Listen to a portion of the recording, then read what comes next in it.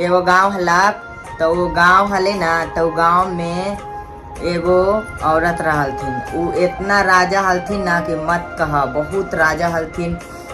तो राजा हलथिन, लेकिन जितने राजा हलथिन वो उतने घमंड, बहुत घमंड करलथिन।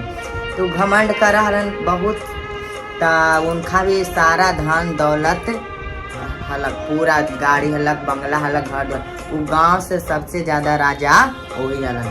तो जब राजा हलन तब धीरे धीरे इतना घमंड करे, कोई द्वार पर जाए लेकिन वो कोई के कुछ ना देवे।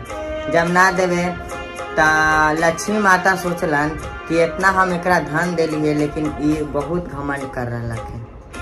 धन दौलत देली है लेकिन पूरा घमंड कर रहा है, जेकरा हम का करे।